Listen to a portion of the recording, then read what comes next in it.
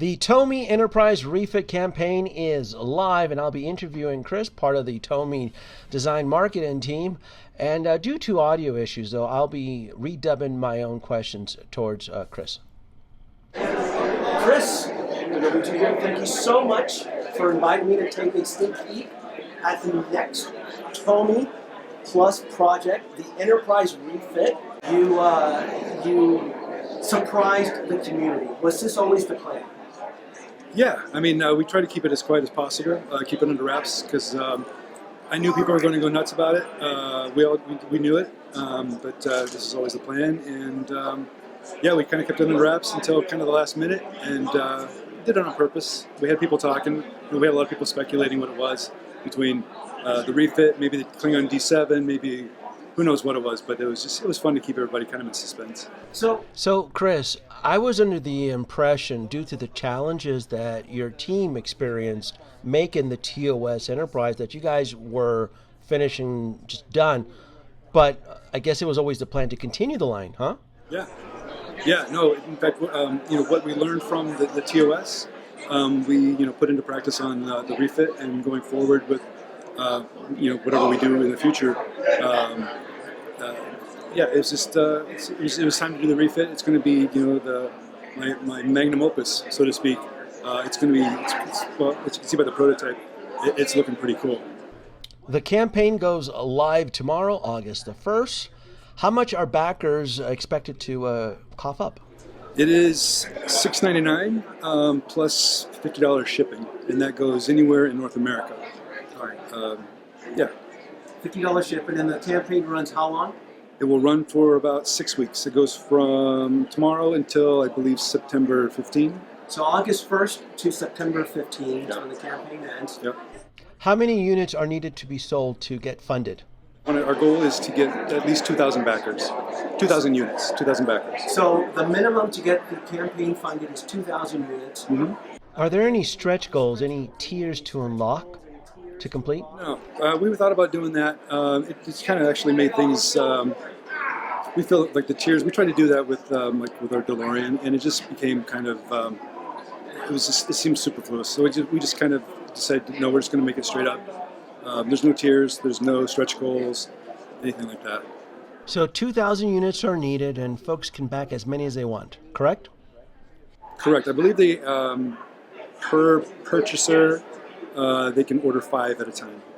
I own the TOS, the Enterprise, the first one that you folks built, and it felt like it was like 80-90% diecast. Is this going to be similar? Yeah, it'll be about the same. I think, if I remember correctly, I think it's going to be, no, it's going to be, I believe it's 85% diecast and 50% plastic. It's approximate.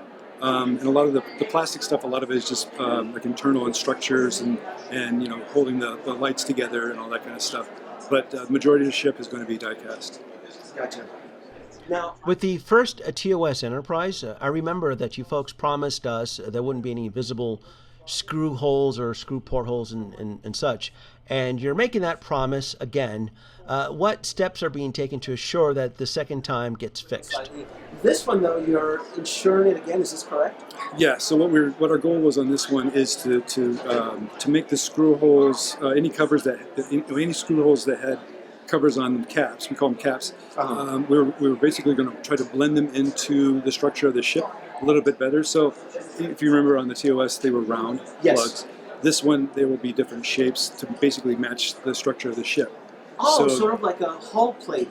Yeah, exactly. Clever. So they'll be square, they'll be trapezoidal, they'll be, in fact, it'll be really cool once people see where we put the screw plug caps, they probably won't be able to find half of them because they're so well hidden. Chris, that's actually very impressive. It never dawned on me that if you actually made it look like hull plating, like you said, a rectangular trapezoid, it would blend in just right. So that's how, in this one, you would ensure. Because there's been a lot of skepticism. Oh, well, they said in for the TOS, they promised that, how are they going to deliver it? That's pretty clever. Yeah. That's actually really clever. Right, and we've actually changed the way we're constructing it as well, the way it goes together. We've changed that too to help us hide the screws. So instead of like on the TOS, A lot of it was basically two halves that were screwed together, more or less. This is going to go from basically from the bottom up, and it's a lot of sandwiching of things and a lot of trapping of different parts, and it's going to work out really well.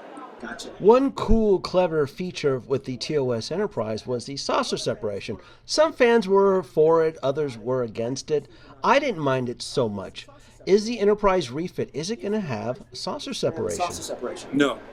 We thought about it, and again, it was one of those things where we thought it was a great idea. I like the idea. A lot of people like the idea on the TOS, Yeah. Because it had never been done before. And when it came to the refit, we decided rather than go through that again, we decided just not to do it. And it'll help with when you get it when it gets shipped to your house and you open it up. It's basically you lift it out, lift up the base, set on the base, and it's ready to go. So you don't have to assemble it, you don't have to do anything. Another improvement that you folks have done with this one that was missing from the TOS is the power source. Now you can plug it in, correct? Yep, it's a Type-C USB port. We had a lot of feedback when it came to like the TOS. Batteries are okay, and at the time, this is the way we went. But we had a lot of constructive criticism from people. And it turns out, I think that it was better to do just to make it a power source so you could have it on all the time. Yes. Part of the reason we didn't do it on the TOS is because the Bazaar collector, the fans, Yes. were going constantly. And if you have it running for like days on end, years on end, the motors are probably going to give out eventually. It's just the nature of things. Yeah. So that way, if you have batteries, you can conserve a little bit of electricity. You can conserve a little bit of wear and tear on those motors. Well, since the refit doesn't have any motors, you can keep it on forever. The base is not the final design. You can see these struts here that are opening up the saucer section. It'll probably be a combination of redesign of the base itself, and we're trying to get away from the support structures altogether. But it'll probably be more of a design change for like this main mast here. And we'll see how it goes. Again, the goal is to not have those the saucer supports, at least permanently. I noticed looking at the base there's two little red and blue buttons. What do they do? So there are two buttons. One is where you have basically there's what mode you want it to be in. So when you push the red button, there's the mode select button. That's when it goes from basically impulse power, and then you push it, it goes into warp mode, and so everything lights up. There's a light sequence of warp mode. It does its thing. Different lights flash, and it does its thing, and then it stays in warp mode until you push the button again, and then it drops out of warp and back into impulse mode, and it just stays that way. That's awesome. Now, as far as the light features and so forth, there is no sound, though, right? No sounds. No sound is pulse. Correct. And the other button is actually fire control. And so when you push that, you'll have the phaser banks will light up, and do you know what I mean? That's nice. And then you also have the photon torpedoes from the forward torpedo base. Yep. So those will flash, and they won't make any sounds, but you'll be able to replicate. It'll look pretty cool.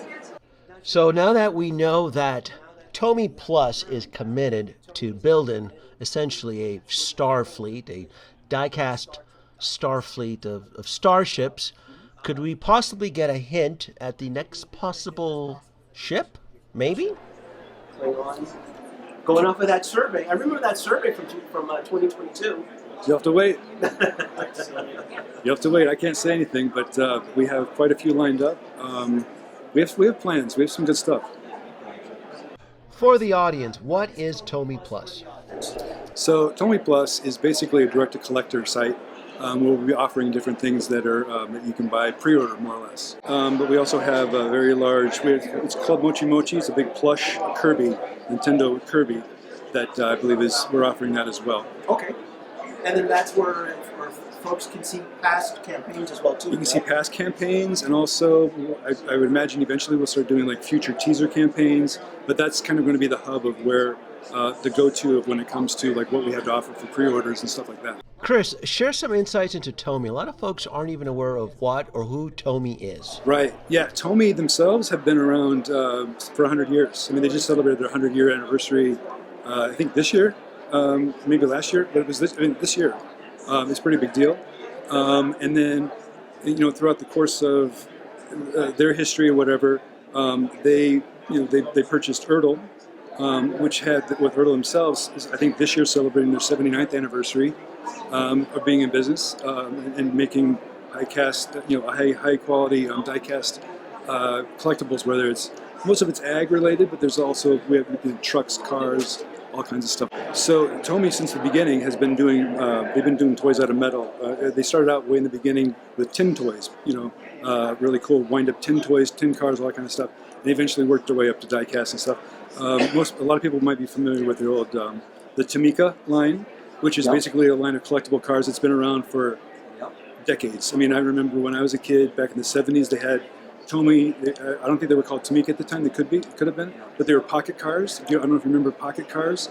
The blister card looked like a jeans pocket, pants pocket, and basically they sold diecast that way. But then they sell, they offer tons of different diecast things, figures, toys, aircraft.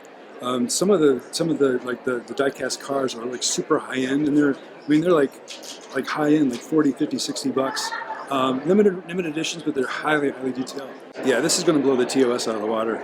Yeah. I really think so. Yeah. I mean, it's been fun working on it. Yeah. Obviously, this is just a prototype, so a lot of the stuff isn't final. We're working out, for example, like the grid pattern on the top. It's not 100% correct. We're still working out the nuances of all of that. But for the most part, I would say, as far as accuracy goes, it's probably about 90% right. But we're continually improving it, and I'm getting help from assistance from some of the biggest names in Star Trek, the fan base. We got Gary Kerr, I got Carl Tate, Glenn Swanson, Mark Myers, you might have heard of him, and Matt Cushman. Those guys have all been insanely dedicated to this and very helpful. Because I know folks are going to ask for it. I'm going to get it in the comments. What are the possibilities of getting an actual shuttle pod? Yeah, we thought about it. Right now, it's probably not going to happen, but anything can happen. Okay. That's probably the one thing, if anything, if I had a choice, hey, Tomy, could you pick the shuttlecraft or the shuttle pod that brings, where Scotty brings her? Yeah. I would probably pick the actual shuttle. I know. We contemplated it hard, and I mean, we didn't take any of that lightly, because I wanted to include not only the pod, but also one of the shuttles, some of the short-range shuttles. That's right. And then also that's a question. That's a good and question. some of the work bees. Yeah. But it came down to what would I rather have? Better deco, what I mean? It's kind of a weird trade-off. It's a trade-off for the price point. Yeah. Again, I'm not going to say no to it, but it's a gray area right now. I noticed that the shuttle bay doors are closed. Are we going to have any interior shots? It'll be like the TOS. So we'll be able to look inside? Yeah. Okay. Yep. Yeah. It's very possible. I'm not going to let the cat out of the bag at all yet. But we do have quite a lineup internally that we're kicking around, and I can't tell you, but it's going to be cool. Everything's going to be cool.